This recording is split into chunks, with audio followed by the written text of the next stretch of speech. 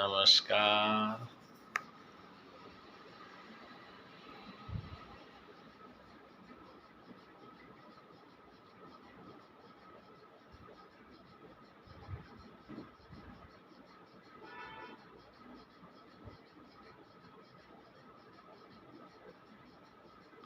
Divine एस्ट्रोफॉर्मिश में आपका स्वागत है। मैं संजय कुमार आज आपको बताऊंगा कि मैंने पहले भी अपने वीडियो में आपको बताया है कि कुंडली में किस प्रकार की युति हो तो उसका क्या क्या फल होता है। आज मैं आपको बताऊंगा कि अगर कुंडली में, मैंने पहले भी आपको बताया कि मंगल और शनि की युति हो तो आदमी से क्या करवाती है। अगर मंगल और शनि की युति हो तो उस आदमी का दिमाग बहुत ही भ्रमित रहता है, वो किसी पे विश्वास नहीं कर पाता है और दिमाग में तरह तरह की फिजूल की बातें आती रहती हैं। और वो ऐसा आदमी मंगल शनि की युति वाला, चाहे तीसरे घर में हो, चाहे सातवें घर में, चाहे 10वें घर में हो, वो आदमी षड्यंत्रकारी हो जाता है। षड्यंत्रकारी इसलिए हो जाता है क्योंकि जितने भी लोग हैं अफवाहबाज और तरह तरह की षड्यंत्र रचने वाले लोग हैं, आपने कभी ये नहीं सोचा होगा कि इन लोगों की कुंडली में ऐसे योग होते हैं। ये राक्षस लोग हैं और ये राक्षसों से भी बुरे लोग होते हैं जो किसी के खिलाफ अफवाह फैलाते हैं, किसी को साजिशन में फंसाना चाहते हैं, किसी का पीछा करते हैं।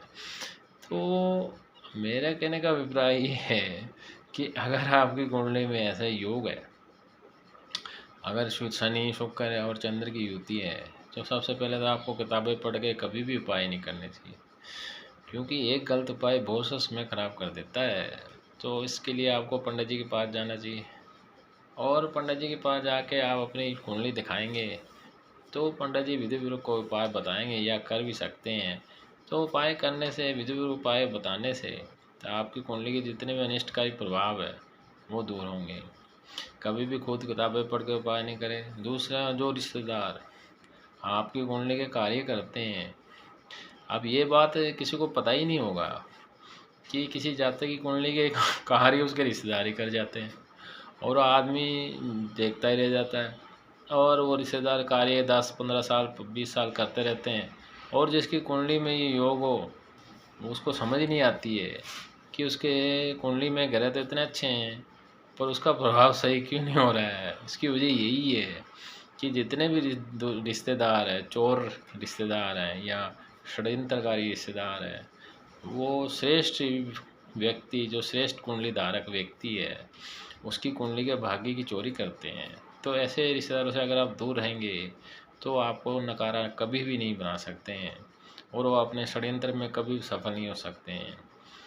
और जिसकी कुंडली में युति हो, जिसमें शुक्र, चंद्र और शनि, ये तीनों ग्रह जिसकी कुंडली में हो, उसको सबसे पहले तो हिम्मत से अपना कार्य करता रहना चाहिए, मेहनत करते रहना चाहिए।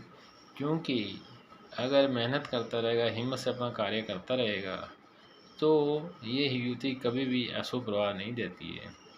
दूसरा, कभी भी रिश्तेदार को अपनी कुंडली नहीं दिखानी चाहिए, क्योंकि रिश्तेदार, ये कुंडली युति के प्रभाव से रिश्तेदार धोखा करते ही करते हैं।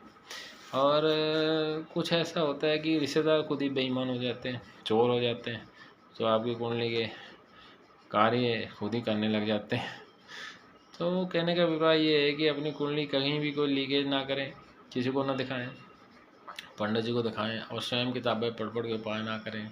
और जो लोग अफवाह फैलाते हैं, किसी का पीछा करते हैं, षड्यंत्रकारी होते हैं, ऐसे षड्यंत्रकारी, दुर्बुद्धि, युति बनाने वाले राक्षस प्रवृत्ति के जितने भी लोग हैं, कहने का अभिप्राय ये है कि ये लोग राक्षसों से भी बुरे होते हैं।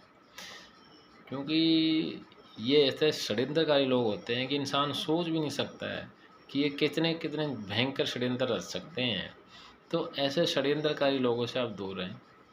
और जो रिश्तेदार किसी, आपने देखा होगा कि जिन लोगों ने, मैंने पहले भी अपने वीडियो में बताया है, लोगों ने हज़ारों लोगों के ग्रुप बना रखे हैं जो चोरी करते हैं, किसी को प्रताड़ित करते हैं, किसी का पीछा करते हैं। कहने का अभिप्राय, ऐसे बहुत से गैंग हैं या ग्रुप्स हैं जिनका काम ही यही है, किसी को परेशान कर देना, किसी के घर में चोरी कर लेना, किसी की किस्मत चोरी कर लेना, वो यही काम करते हैं। और इन्हीं लोगों के साथ अगर आपका कोई रिश्तेदार मिल जाता है तो ये और भी एक बहुत ही कठिन परिस्थिति होती है। तो ऐसे लोगों से आप दूर रहेंगे तो आपकी कुंडली के कोई भी योग आपको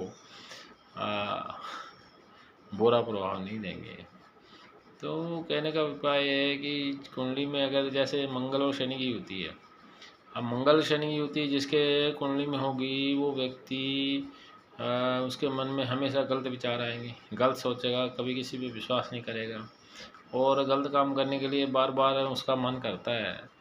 तो इस युति में अगर जिसकी भी कुंडली में शुक्र, शनि और चंद्र ये युति हो तो उसको शराब, मीट, अंडा कभी भी नहीं खाना चाहिए, क्योंकि उसका मन करेगा अंडा, मीट, शराब खाने पीने को, पर अगर वो ये नहीं खाता है तो उसका बचाव हो सकता है।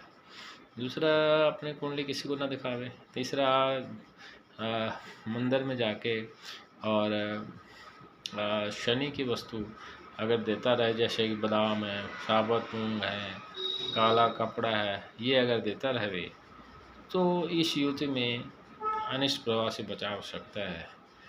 और नमस्कार।